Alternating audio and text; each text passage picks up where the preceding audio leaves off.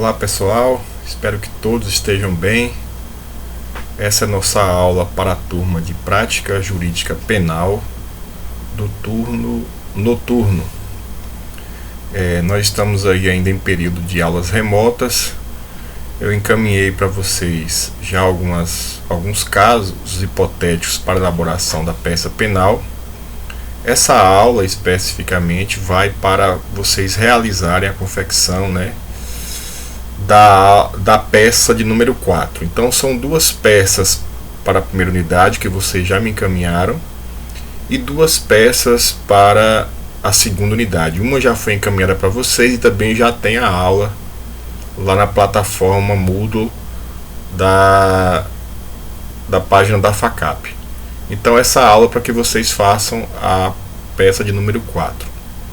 Nós estamos então, como eu falei para vocês no início do nosso curso, já ainda com as aulas presenciais, que nós trataríamos das principais peças na área penal.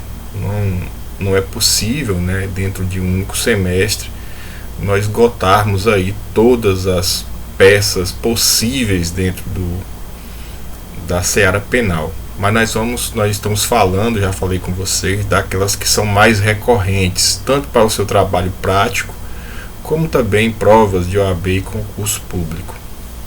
Então, dando sequência a esse nosso conteúdo, eu vou falar para vocês hoje sobre recursos.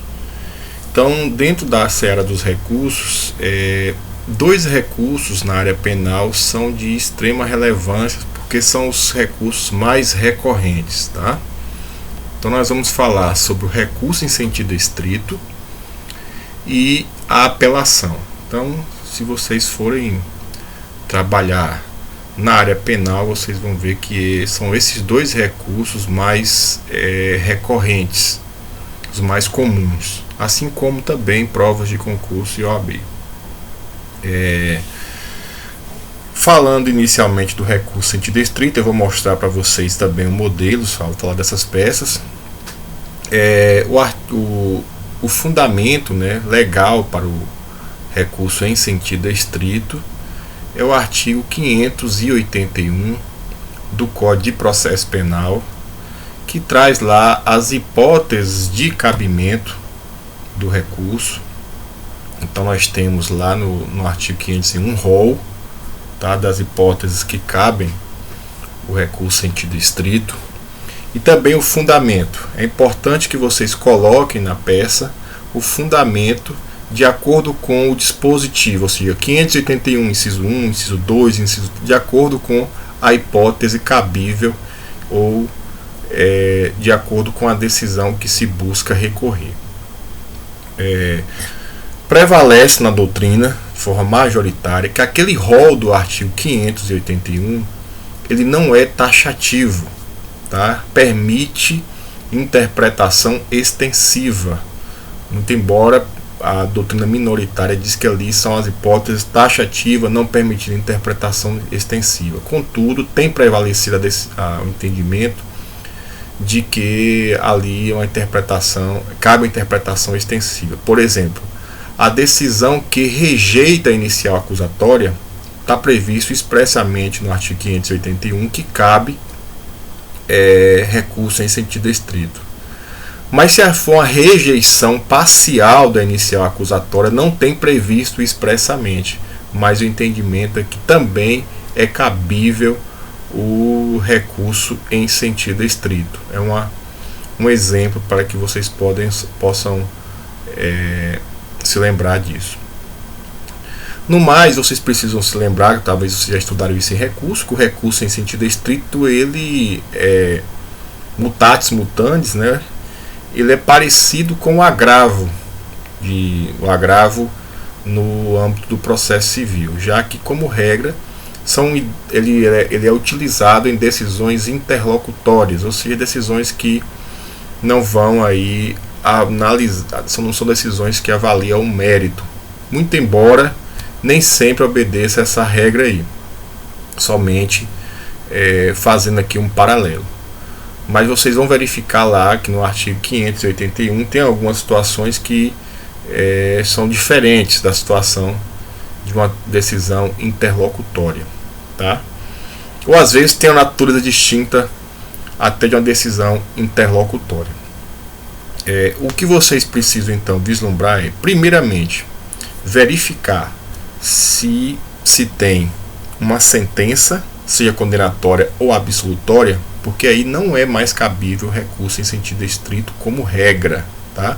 Sentença absolutória ou condenatória, tá? Aí, como regra, é cabível a apelação, ainda que nessa sentença tenha decidido alguma matéria que seja cabível o recurso em sentido estrito. É que a doutrina diz que, neste caso, o recurso em sentido estrito teria natureza residual, tá? Utilização residual do recurso em sentido estrito. Se cabe a apelação, como no caso de uma sentença condenatória ou absolutória, ainda que tenha alguma matéria ali cabível via recurso em sentido estrito, você não vai interpor dois recursos, um rese e ao mesmo tempo uma apelação, não. Você vai colocar no bojo da apelação a matéria que seria atacável, impugnável por meio do recurso em sentido estrito. Você vai a apelação, ela vai abranger tanto a matéria do recurso em sentido estrito como a matéria propriamente dita da apelação. Então, se não tem sentença ainda, ou se tem uma decisão interlocutória, ainda que seja terminativa, como por exemplo a pronúncia não é sentença condenatória, é uma decisão interlocutória no rito especial do tribunal do júri, tá? Que encerra uma das fases do procedimento bifásico do júri.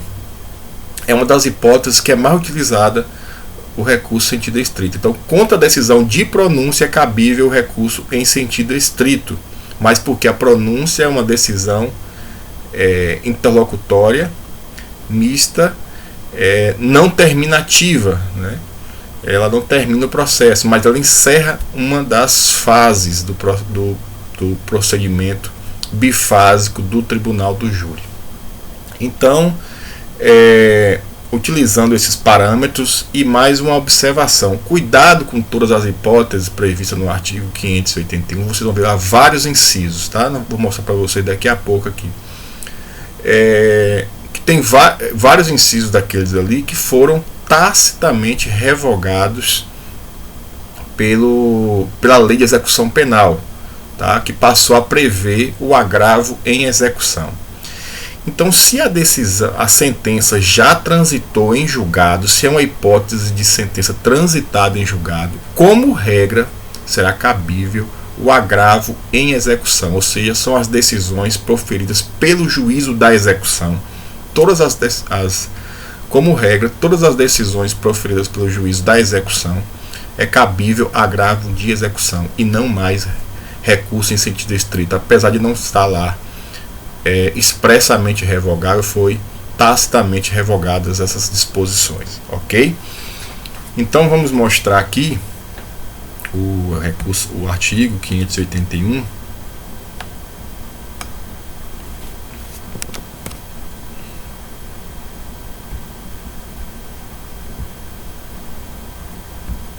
Então vejam, caberá recurso em sentido estrito. Caberá recurso em sentido estrito da decisão, despacho ou sentença. Às vezes chama sentença porque a gente vai ver algumas hipóteses aqui. Que não receber a denúncia ou a queixa. Se receber a denúncia ou queixa, não cabe rese, tá? Cabe, como não tem recurso cabível contra a decisão que recebe a denúncia ou queixa, cabível tão somente o habeas corpus. Que concluir pela incompetência do juízo. Se concluir pela competência, também não cabe recurso em sentido estrito, tá? Podendo aí manejar ou habeas corpus ou ter mandado de segurança, tá? Que julgar procedentes exceções, salvo a suspeição, que pronunciar o réu. A que impronuncia o réu cabe apelação, tá? Que conceder, negar, arbitrar ou fixar fiança, indeferir requerimento de prisão preventiva ou revogá-la, conceder liberdade provisória ou relaxar a prisão. O STJ, dando interpretação extensiva, veja que aqui fala que revogar ou indeferir prisão preventiva, revogar a prisão preventiva, cabe recurso em sentido estrito. Se revogar uma medida diversa da prisão, mas também a medida cautelar, daquelas hipóteses previstas no artigo 319, por exemplo, monitoração eletrônica, revogar essa medida, não está aqui expressamente previsto no inciso 5, mas fazendo a interpretação extensiva, admitiu caber recurso em sentido estrito. Tá? Que decretar a prescrição ou julgar por outro modo extinta a punibilidade quem deferir o pedido de reconhecimento da prescrição ou de outra causa extintiva da punibilidade. Então, que conceder ou negar a ordem de habeas corpus, que conceder ou negar suspensão condicional da pena, livramento condicional. Aqui nós já vamos falar, aqui já é o caso de agravo em execução, tá certo? Então veja que vocês precisam verificar se estão nessa hipótese aqui, fazendo uma ressalva para uma hipótese que foi acrescentada recentemente pela Lei 13.964 de 2019, incluída por aquela lei chamada Pacote Anticrime, que incluiu no Código de Processo Penal a chamada proposta de acordo de não persecução penal. Tá? Se o juiz se recusar a homologar a proposta de acordo de não persecução penal, o recurso cabível é o recurso em sentido estrito. Então, que recusar a homologação à proposta de acordo de não persecução penal. Fiquem atentos, porque essa hipótese nova pode vir a ser aí cobradas em concursos públicos e provas da OAB, já que nós temos uma hipótese nova, quando o juiz recusa homologar a proposta de não acordo de persecução penal, previsto no artigo 28A desta lei. Ok? Então veja só, esse recurso é julgado pelo tribunal em segunda instância, tá? O recurso ele é feito por petição e o prazo para interpor, só voltando aqui como eu disse para vocês, é interessante que vocês coloquem na peça o fundamento, tá? Recurso em sentido estrito, que poderá ser, por exemplo, que pronunciar o réu. Você vai colocar, se for contra a decisão de pronúncia, com base no artigo 581, inciso 4 do Código de Processo Penal. Ok? Exemplificando. Esse recurso, o recurso voluntário deve ser interposto no prazo de 5 dias. A interposição deve ser feita no prazo de 5 dias. Essa é a regra geral. Tá? Tem uma hipótese aqui, que é a questão da lista de jurados, que é indeferir, mas parte da doutrina acredita que já foi revogado essa parte, mas ainda é discutível. Aí terá unicamente a respeito da inclusão ou não inclusão de jurados, o prazo será de 20 dias. Mas, ordinariamente, o recurso deve ser interposto no prazo de 5 dias.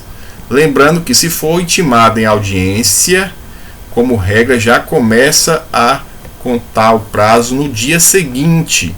Tá? Nós estamos falando de prazo processual. O primeiro dia útil é que começa a contar. Tá certo?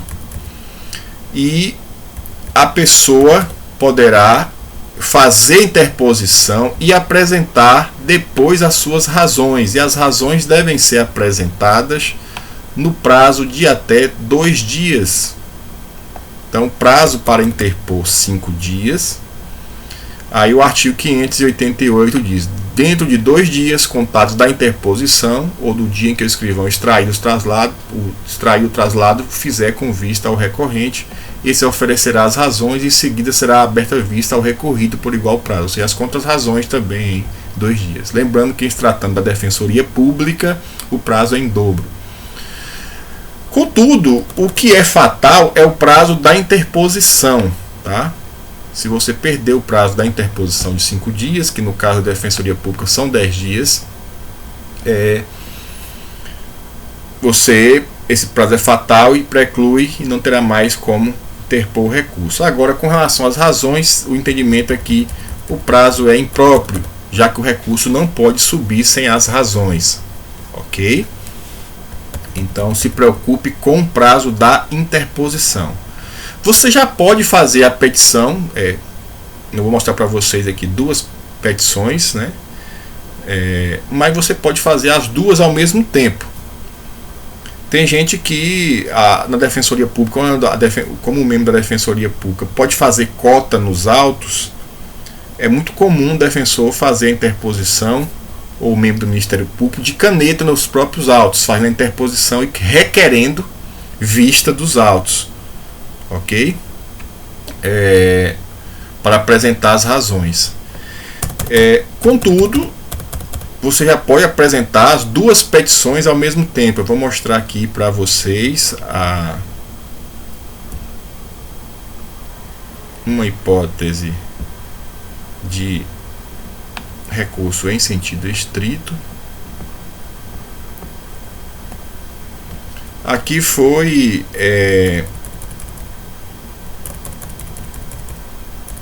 uma interposição de um recurso em sentido estrito. Vou mostrar aqui para que vocês vejam.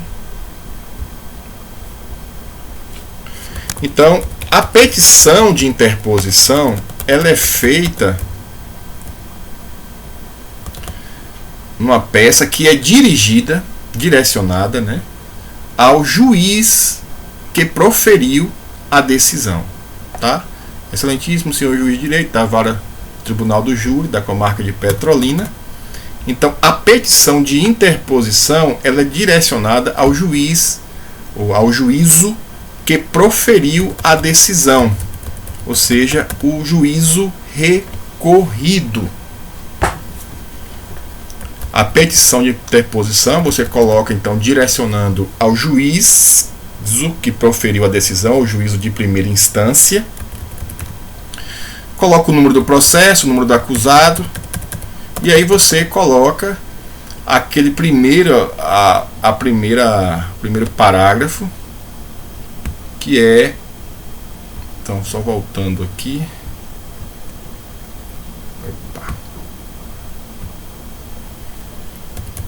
o nome da parte qualificado nos autos, aqui assistido pela Defensoria Pública por intermédio de seu órgão de execução, vem com fundamento no artigo 581, inciso 4 do CPP, porque aqui é uma hipótese que está recorrendo de uma decisão de pronúncia, interpor presente recurso em sentido estrito, requerendo seu recebimento, e após o juízo de retratação, vou falar aqui que o recurso em sentido estrito, ele possui juízo de retratação, tá?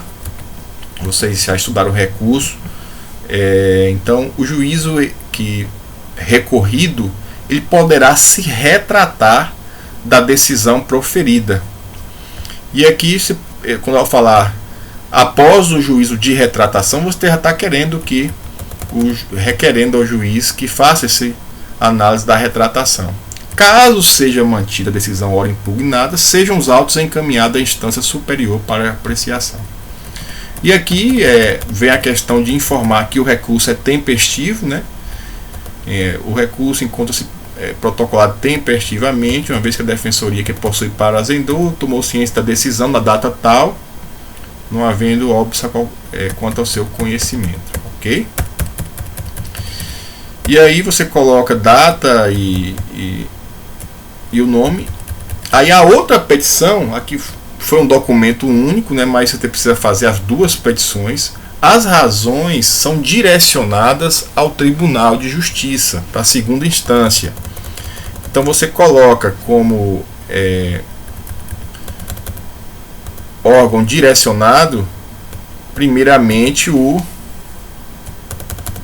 você direciona ao presidente do Tribunal de Justiça, tá? Coloca o número do processo de origem, tá? Só relembrando, pessoal, que se tratando de concurso público OAB, vocês só colocam esses dados se eles estiverem no problema, no caso em exame. Se não tiver, você não coloca número fictício, nem nome fictício, tá certo? Então você coloca o nome do número do processo, o nome da parte recorrente, do recorrido, que está apelado, mas é recorrido, tá? Que não é apelação. E direciona a Câmara, julgador e aos desembargadores. E aí você vem colocar o mesmo parágrafo, né?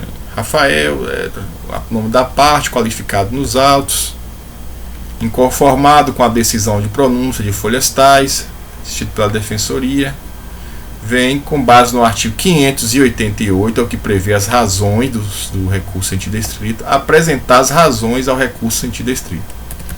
E aí vem, você faz uma síntese do processo, tá? O síntese do que aconteceu até ali.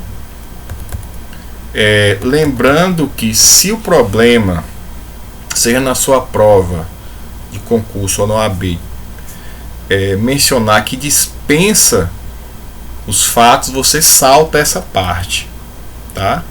Aqui você faz mas se não dispensar, você coloca. Em se tratando da sua atuação prática, você precisa de fato colocar, tá? Uma síntese de forma muito objetiva, dizer o que aconteceu até ali. Então o Ministério Público ofereceu denúncia em favor do acusado sobre a alegação que teria praticado o crime previsto, tal. Aí você coloca uma narrativa breve da denúncia, o que aconteceu, oitiva de testemunhas, o que aconteceu na instrução, a denúncia foi recebida, durante a instrução foram ouvidas 2 testemunhas, foi realizada a audiência para dar continuidade, alegações finais do Ministério Público, pugnou pela pronúncia, a defesa técnica sustentou a absolvição sumária com pedido de decópio das qualificadoras, e aí o julgador pronunciou os acusados, tal. Eis a síntese necessária. Então, de forma breve, um relato do que aconteceu até ali. E aí vem os fundamentos jurídicos. Essa parte é o que vai interessar para vocês em provas de concurso, e exame da ordem, e também na sua atuação prática. É aqui que vocês vão demonstrar de fato o conhecimento jurídico. E como eu disse para vocês, é interessante que vocês coloquem cada tópico de acordo com as teses formuladas. Veja que eu coloquei fundamentos jurídicos, que é parte do direito, né? 2.1, primeiro tópico, absolvição sumária, causa excludente da ilicitude, legítima defesa, reforma da decisão de pronúncia. Então o primeiro tópico aqui foi a absolvição sumária e o pedido de ir por conta da presença de uma causa excludente da ilicitude, no caso a legítima defesa. E aí os fundamentos legais e porquê, tá? Você pode mencionar questão fática, questão probatória, já que aqui está buscando a absolvição sumária em razão de uma legítima defesa. Você precisa demonstrar analisando o contexto probatório, certo? Que é exatamente o que foi feito aqui. O tópico 2 é um tópico subsidiário que fala da exclusão das qualificadoras. Veja que eu começo aqui o parágrafo dizendo: na remota hipótese de se entender pela manutenção da decisão interlocutória de pronúncia, constata-se o evidente equívoco na pronúncia das qualificadoras. E aí coloco como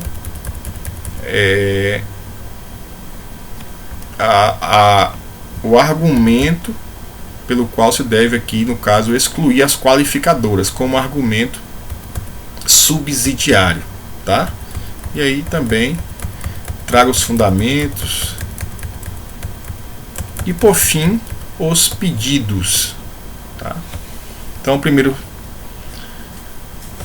o recorrente requer o conhecimento e provimento do recurso para, e aí eu fiz a divisão dos pedidos de acordo com a minha argumentação na parte dos fundamentos jurídicos. Então eu coloco o ponto A, reformar a decisão que pronunciou pela prática do delito previsto, absolvendo sumariamente, porque esse é o pedido, né, na forma do artigo 415, inciso 4 do CPP, diante da manifesta configuração da legítima defesa, que são as hipóteses de absolvição sumária no tribunal do júri.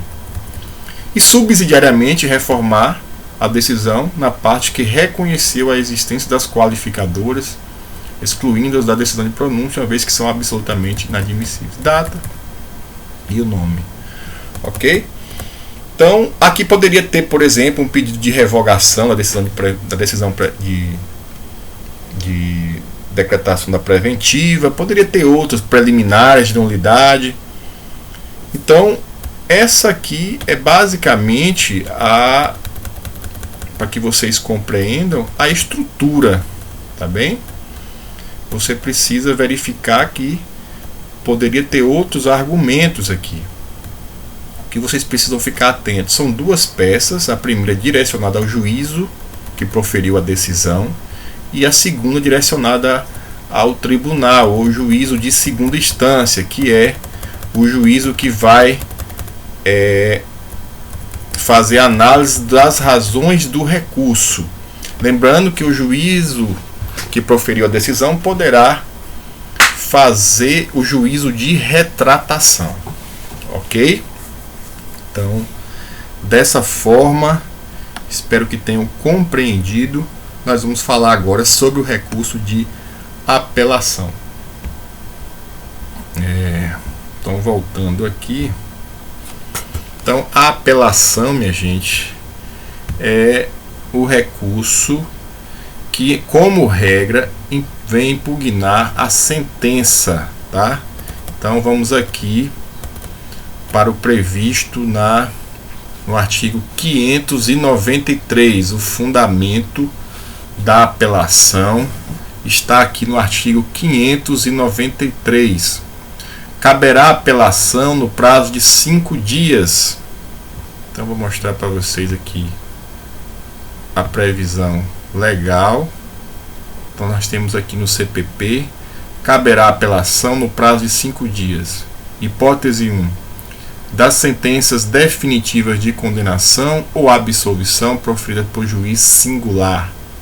Das decisões definitivas ou com forças de definitivas proferidas por juiz singular, nos casos não previstos no capítulo anterior. O capítulo anterior é o caso do recurso em sentido estrito, tá? Exemplo, em pronúncia, é uma decisão definitiva, tá? Porque pode pôr fim tanto a uma fase do procedimento, como também ao processo, e não está prevista nas hipóteses do recurso em sentido estrito, tá? Então, se for sentença condenatória ou absolutória, caberá apelação. O prazo para interpor a apelação é de 5 dias, tá? A interposição é de 5 dias. As razões, tá, são apresentadas em 8 dias, a contar da peça de interposição.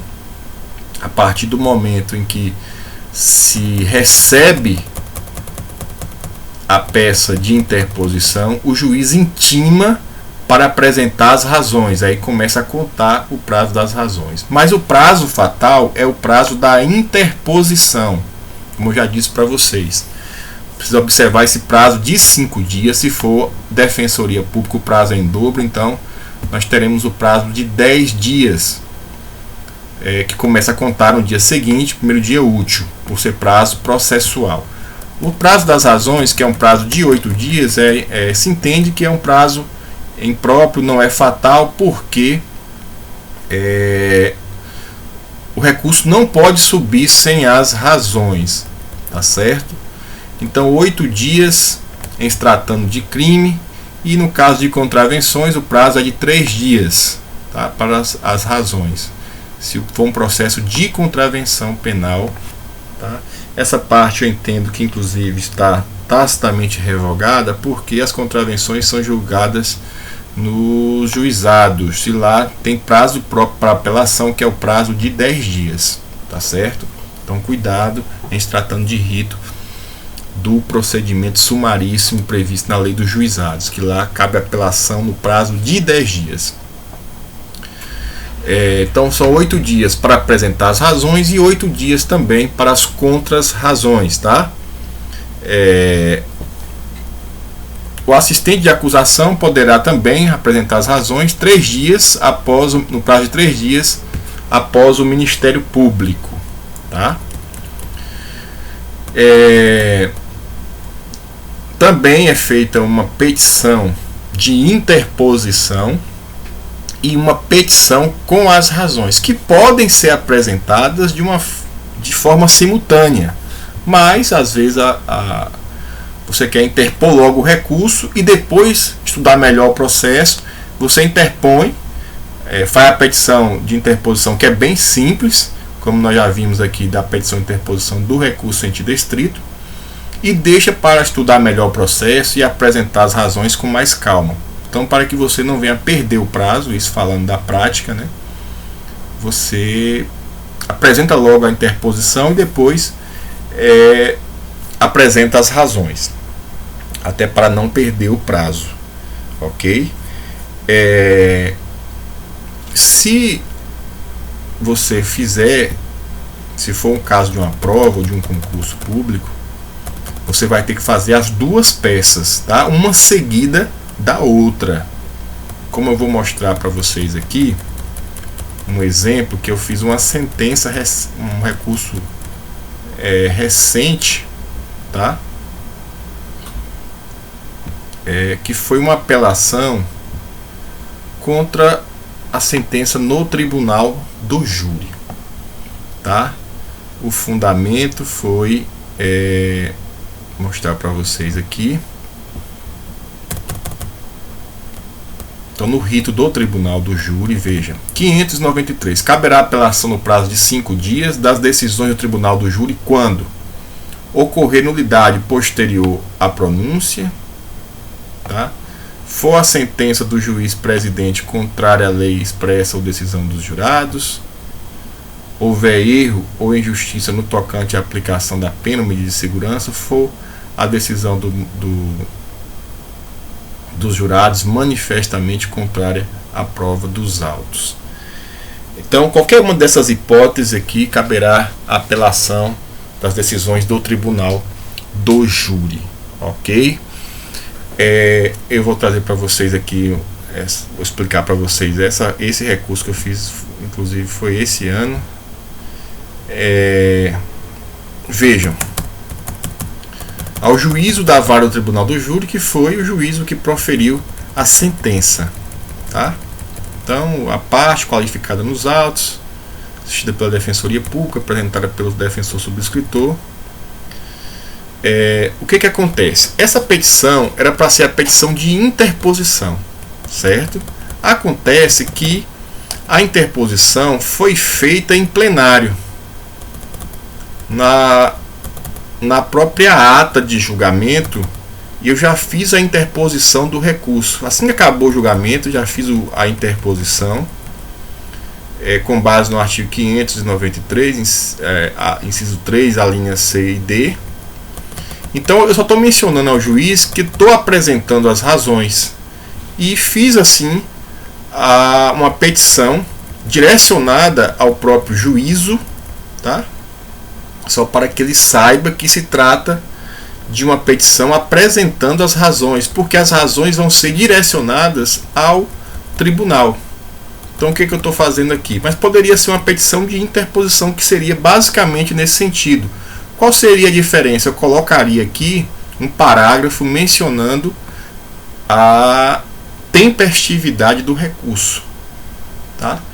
Então, aqui eu não coloquei porque o recurso foi interposto. Veja que eu menciono a página, que é a ata de julgamento. Foi feita aqui, apresentar as razões ao recurso de apelação interposto em plenário de sessão de julgamento.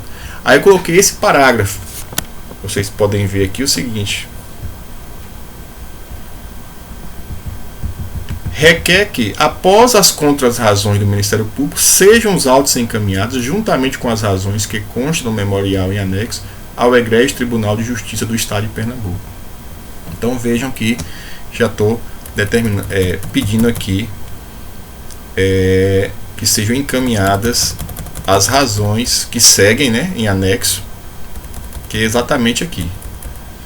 E aqui são as razões, como eu disse para vocês, é direcionado ao presidente do Tribunal de Justiça, razões de apelação, egrégio tribunal, colenda Câmara, nobres julgadores. Aí coloca o número do processo, o órgão de origem, que é a vara do tribunal do júri, o nome do apelante, o nome do apelado, e aí faz um resumo do feito, tá? Como eu já disse para vocês, se for prova de concurso ou de OAB, verificar se lá coloca dispensa ou desconsidere os fatos, ou desconsidere o resumo do feito.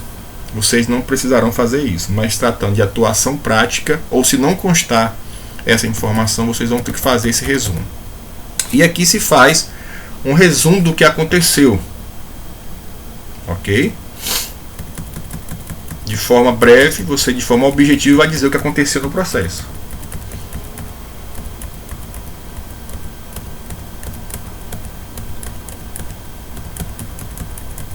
Eu vou ler para vocês, porque aí eu vou até explicar melhor essa apelação. Como o julgamento é público, eu posso falar para vocês, porque não é um processo que corre em segredo de justiça, né? O apelante foi denunciado, juntamente com outras 3 pessoas, pela suposta prática de fato típico e antijurídico, previsto no artigo 121, parágrafo 2º. O fato aconteceu em 18 de 11 de 2008, tá?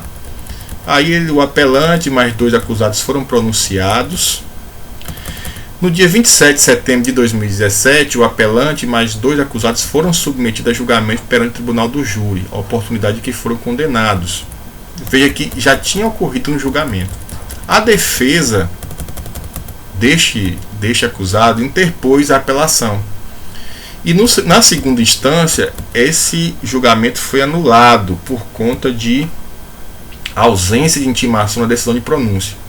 Essa decisão precluiu e os autos retornaram para um novo julgamento. Aí, na origem, o apelante foi submetido a novo julgamento, tá? Com a realização da instrução em plenário, foram ouvidas 3 testemunhas e realizado um interrogatório. Durante os debates, a defesa técnica fez constar em ata de julgamento a insistência do órgão de acusação de se referir à condenação anterior, que foi anulada pelo Tribunal de Justiça, utilizando-a como argumento de autoridade perante o Conselho de Sentença. Essa aqui vai ser uma das hipóteses da apelação, preliminar de apelação. A acusação sustentou a condenação, o apelante, a defesa técnica, sustentou a absolvição por insuficiência de prova.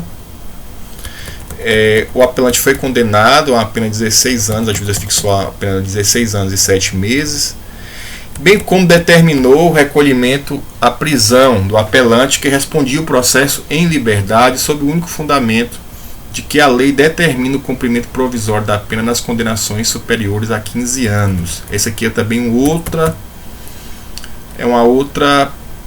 outro tópico que a defesa está recorrendo. E aí, aqui menciona a defesa técnica, ainda em plenário, interpôs recurso de apelação, bem como requeriu à juíza presidente que reconsiderasse a parte da sentença que determinou o cumprimento provisório da sentença condenatória, já que é absolutamente inconstitucional. A doutora juíza presidente negou o pedido de reconsideração.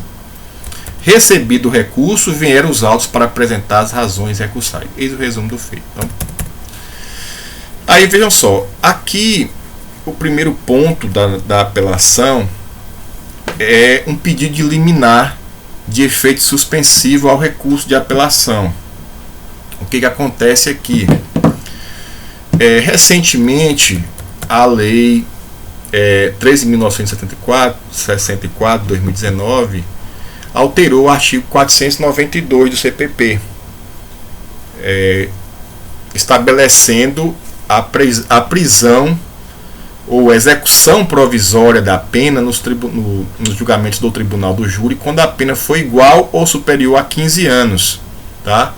E isso está sendo objeto de ação direta de inconstitucionalidade no STF, essa questão de prisão automática após a decisão do Tribunal do Júri. No nosso sentir, é uma previsão inconstitucional. O STF já julgou que não cabe execução provisória nem de decisão de segunda instância, o que dirá da decisão em se tratando de primeira instância, porque a decisão do Tribunal do Júri é um órgão, o órgão do Tribunal do Júri é um órgão de primeira instância. Ora, se o STF já decidiu que não cabe em segunda instância e nem em terceira instância, né, no caso em se tratando do STJ, só cabe após o trânsito em julgado, salvo, obviamente, se tratar de prisão preventiva, que é outra coisa, precisam estar presentes os requisitos da prisão preventiva. Mas aqui não foi o caso. Aqui foi o caso que não havia os requisitos da preventiva, houve o recurso de apelação e, ainda assim, a juíza determinou o recolhimento para a execução provisória. Tá? Contudo, esse próprio artigo 492 prevê a hipótese do tribunal atribuir efeito suspensivo à apelação. Ou seja, se está dando efeito suspensivo, não poderá executar provisoriamente a pena. Só que em hipóteses excepcionais. Então nós fizemos um pedido liminar. Estou falando isso para vocês porque, como isso é matéria nova, pode vir a ser cobrado em concurso e prova de OAB. Você vai fazer um pedido de atribuição de efeito suspensivo ao recurso de apelação, porque ao recorrer já em plenário, a juíza não recebeu no efeito suspensivo, só recebeu no efeito devolutivo. Mas o tribunal poderá atribuir esse efeito suspensivo, com base no artigo 492, inciso 1 e 2 do CPP. Aí, excepcionalmente, poderá o tribunal atribuir efeito suspensivo à apelação de que trata o parágrafo 4º deste artigo, quando verificado cumulativamente que o recurso não tem propósito meramente protelatório e se levanta a questão substancial que pode resultar em absolvição ou anulação da sentença, novo julgamento ou redução da pena para patamar inferior a 15 anos de reclusão. Aí nós falamos que, embora é evidente inconstitucionalidade do artigo 492, inciso 1, a linha nós estamos aqui dizendo que é o caso de se atribuir o efeito suspensivo. Tá? E aí fizemos os argumentos para isso e fizemos esse pedido liminar, que, dando o efeito suspensivo ao recurso de apelação, ele seria imediatamente colocado em liberdade para aguardar o julgamento do recurso de apelação em liberdade, já que não havia, neste caso, no entendimento da defesa técnica, os requisitos da preventiva. Tanto é que, neste caso, foi um fato de 2008, tá? Não tinha prova suficiente para condenação. Enfim, é a questão aí de argumentação. E aqui nós vamos para preliminar. Veja só, primeiro pedido de liminar, foi o primeiro tópico, certo? Voltando aqui. Pedido de liminar, coloquei como primeiro tópico. O segundo tópico dos fundamentos, nós estamos tratando dos fundamentos jurídicos, que eu acabei dividindo em tópicos, como eu falei para vocês. O segundo tópico foi das preliminares, tá? E aqui a primeira preliminar, o 3.1, foi o uso de julgamento anterior que admitiu a acusação como argumento de autoridade durante os debates. E aí afronta o artigo 478 do CPP, prejuízo para a defesa e nulidade. O que a gente está aqui argumentando é que a acusação utilizou durante o julgamento de argumento de autoridade, dizendo aos jurados que o acusado já tinha sido condenado anteriormente. E não pode fazer isso, porque isso acaba influenciando e é proibido pelo artigo 478, inciso 1 do CPP. Tá? Fez claras e repetidas referências ao julgamento anterior que admitiu a acusação, mas que foi anulado na segunda instância, utilizando como argumento de autoridade. Então, o que nós fizemos aqui foi apontar essa nulidade e requerendo para o tribunal anular o julgamento. Então ele dizia que o acusado havia sido condenado no julgamento anterior e que o julgamento foi anulado em sede recursal por vício meramente formal. Então, colocamos jurisprudência, doutrina. Essa foi o primeiro ponto da preliminar.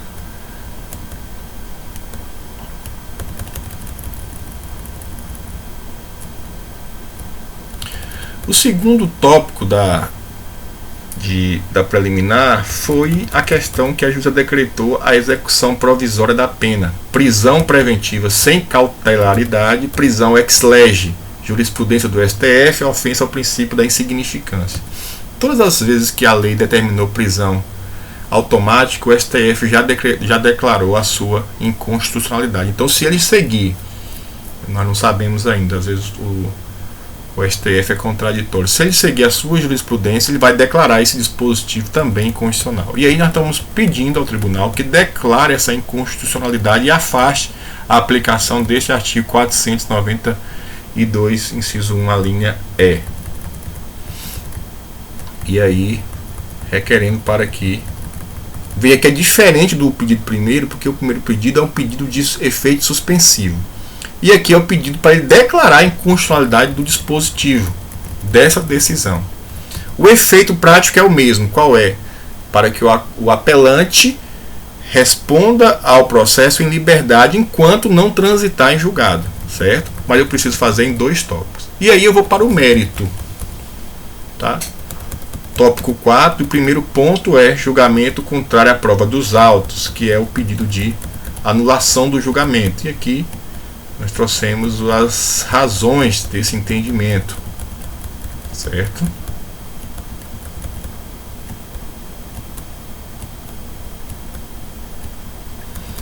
E o segundo ponto, tá, é com relação à aplicação da pena. Nós fizemos também mérito, tá? Porque ataca a sentença de mérito. E aqui nós fizemos as razões no tocante à aplicação da pena, dizendo que a pena foi excessiva, então como argumento subsidiário.